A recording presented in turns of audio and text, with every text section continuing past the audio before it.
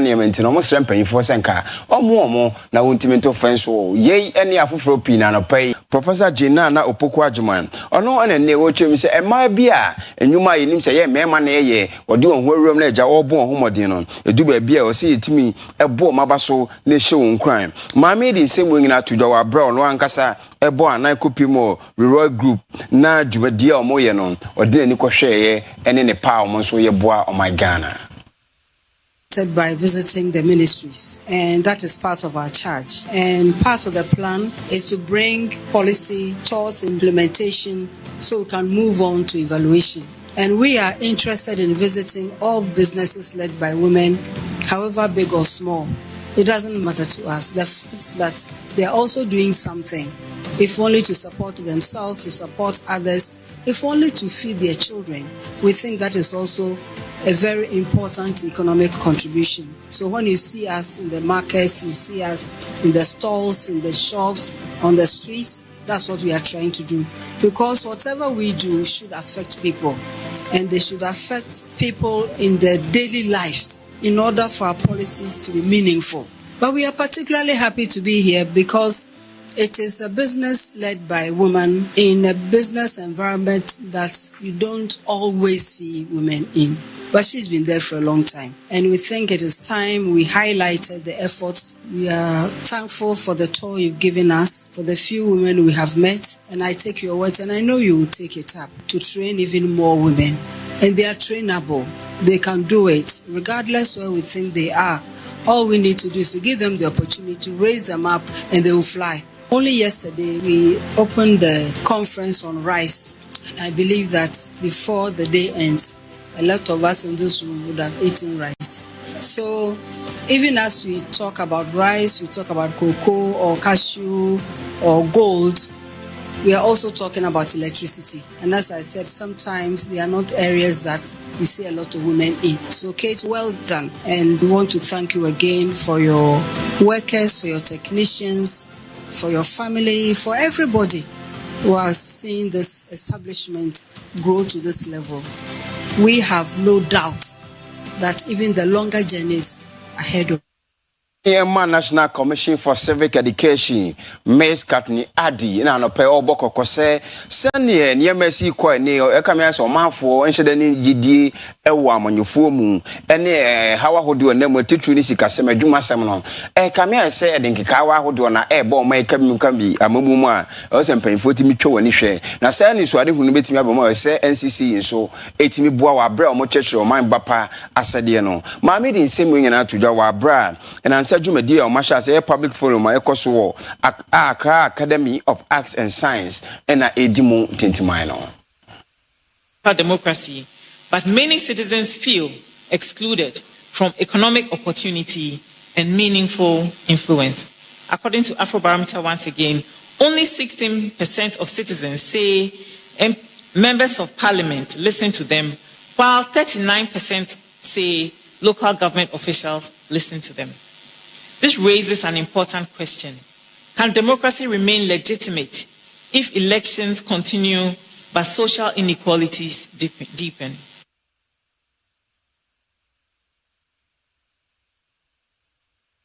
Ye kwa ko PM ewo Gomwa East abato mposo ewo mfifi mantemo eho na ne NDC amonye ko na chitafo bi aba abonten abechirem se adwuma dena oye ye de boa party ne ma sabre party ne wo aban mu no kame an se omo ba ye yi omu ochirem se adwuma kra ya senke bia ye hwese bia wo boa anase mpo no kra betimi aye adwuma no empanfo bi atena so ne efifra aban mu ba on campo ne fonfo ne ansa akabi aye na no mu no ochirem se sempanfo anhwe na wonsem ya okay o ma anya antum na o ma antu ho anamo a abato ombeto amanyekum le free form akopem so no o mo de basabasa ye bebem pa ebe ha amanyekum ne pa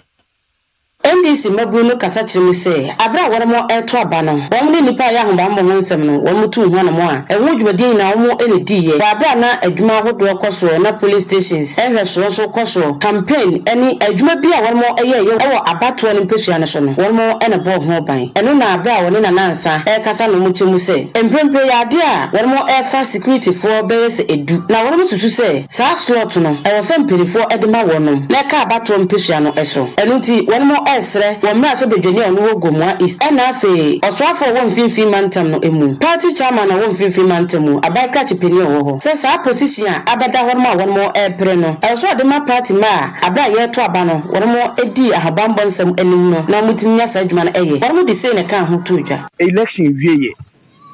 say be can say use and dump no ye for mucho say use and dump no ye must have we no eye thing of the past but say this time so e be use and dump no and the youth no any security teams no ye be sorry against and election na e ba no branch election na e ba no say yanti hwia and ye be retardation to that election ye mani baso ya wie that's yeah you get 10 slot no omu nim na say ya nya ma security for na the be si na ye baby fire no say who slot na o man kasa no omu hu to omu because promise now promise here no you say no boy because omo when dey start command ye ko ye dey we ye ko team no when mo tia bond this team na ye free from mumbo na ko no when no mo tia point ni say of team ye dey start by farmer no are ko so 10 slot e ba constituency ni mu na boys na ye to ye wusi wo ye adwuma ni nyina no obie ni wa ye man slot ba kokora mpo slot no ba ye hu be slot na fa ye tete ni say slot no mpanyifu a chama mo nkwala na mo gas mo e bi apply for police after police forms ya inform mo e bi apply for military ya inform fire service ya inform mo e say mpanyifu ye den e boa na nkasa boys no nyina no ye form no o man fa o mo mpanyifu na amboa boys ni de musika na to forms say ka mpanyifu bi obi ye den the DC anase MP anase yera so agina gomwa mpotemo na ye ko gomwa fete Christ Church of Christ DA Basic School school ba ko won potem honom ene tutro ni wo school mo headmaster ora college Jidonu Asem de adesode to aban ene wona wonsem obi ne o man Ghana nyina enim se school na nche ekra na conference for ko school mo wi anema ne sent no stress en ko momoa se be o betimi ato fence wo after school no ho sanso na nema pi ho no ma ya kwansidi wo school mo ho a ode ne se to ne se ye ma stress en penfo intimi mo a opani se sa de ntimi ko so be boa ma school no adesua atimi akoso se be ye na nipa hodo obo school mo ho kone na mo no sa de ni nyina wasi ho ekwan Well, Abra School no edu on 30th anniversary. And a headmaster edin semu tu edwatire mu se. And say school no edam pan no. E ma ho kwan e ma kronfo no wona oye ene bone wo school nyina won mu wura ho. Ekoye won no ma. Wo simple won mu school no Abra nso toye no. Won chance ne fan so kra eso apa. Enam so e ma e mofo no won mu timu sua de na se ewie bona no de a. E hye wonum. Se nso so na eto a na chese gu ene egu won mu so. Eno no ama adekire no aye dey dia ma teacher fo. Na wo to so no timu se Esan oha hodo odi tu dwane nyina no nam so ma ba mpo school ekwo ofie na kronfo besi won machi ebu won mu storage room epuno egwu mu ema won fridge a esi ho no won kotamoin eni ne ma hodo pia sabre aha won mu dwumade wo school mu ho made mention of our class 1 to class 6 classroom block. In fact, the roofing sheet on it is not in good condition, so we would like it to be renovated with slits. And then the KG2, they don't have any place for convenience. Not only the KG, the general school.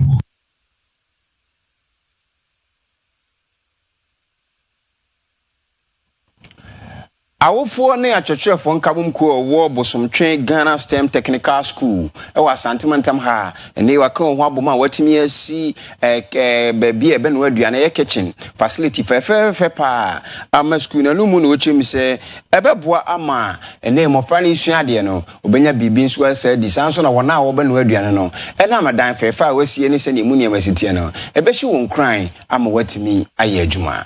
na wodi wani chire Ghana STEM Technical School awo Sewia awo bosomtwe abato mpeso aso we school dan fefa wo hu a aban no atimi asie sebe ya omo amotim patam wo ana enkora a mo pa nwumasio mu ntoaso no ebetimi anye bi ne daachi atimi abo omo empanifo aye ama baabi a ebe no aduane amom empo omotime sika makama wodan fefefe ahui nemo school dormitory a baabi amofa ne bada titru mema no ena na omu nwieye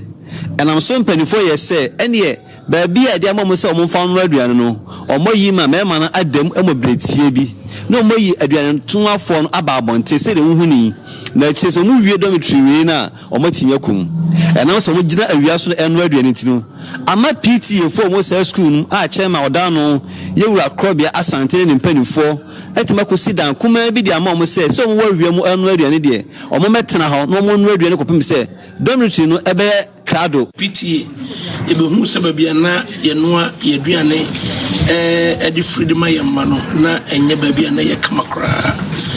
motumani ya kitchen ni kakraka na ban simaye nanso oha kakra bai nti ya convert wonu dade amayema no ededa ho hwesesa wo ha no afie mu yebeisa wo ha no flipo na ye de ho na ye proper kitchen nanso ye de ya edamu se de yentimi nka banku ne sa anyomanema no betutu tiles na se da no nti as soon as possible ye we say that be idea come meal machine e be yam ye buru ye be see a flour mill machine e be fit ye some ye be ba na ye dan etimi a preserve ni PTA so hwe etutu ye ntutu ye and yes I could wait yes within 2 months ya gina so ye bibia kama headmistress our that school na no madam Naomi Owusu Aboaje eje eda omase edema matron sabe no so eda omano anka kitchen there aban CB man na PTA chairman kasa na say how ni nyina na say ye dormitories nye ready as well as school no take you up nti ho ne dey ama boys na omoda as dom nti na e bo pata bi wachira ha na ye eno aduane wo mu o mehu yo so dey eni sampa kiri a omo abeya na perfect say dey aman nti medical Yeva Kasebon Korea or Dambaye or T Mantemu, Cratch East Municipal Assembly, and they were Shasia, or two and a mona watch a chair in Kunya door, a man school should be a 1 potem hole. The no more and a menstrual cratch or Safon Katia, Kaja say, Ningin Akana Mutu, our abiding to say Bay and Namson and Homesiania at the train at the Shion Potem hole, a bit to me, a fan to my pie, Efra. And it's a quest to boost education and to support learning, saw the need to procure furniture for students or schools that are still struggling to get access to some of this to ease their learning. So today, what you are witnessing or what you are seeing around is furniture. The assembly itself, let's not get fun, the assembly itself has procured. And this as part of our 2025 budget. So this project is supposed to be a project for 2025. Hopefully, we have the hope to acquire same or more in our 2026 budget. In the next 4 years ahead of us, or that we are going to be in power, we will constantly and consistently supply GES with this number of. The assembly would want to do a minimum or no interference in the distribution of this furniture. That is why myself and my management with the staff are not presenting you with any list, one place to others. In no time, they will break down. So I want to, on behalf of the Assembly, assure you of our full commitment to education in Kratchi East. Thank you so much for coming. And today, as you see, we are presenting 930.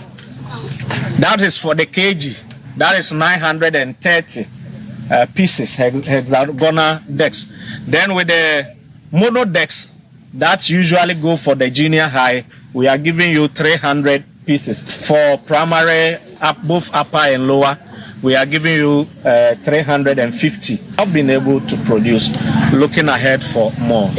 However, the Directorate is most grateful for all the support that we have been giving. for what we have received this morning, I can assure you, is going to encourage us, boost our teaching and learning in the classrooms. And our students will also sit down.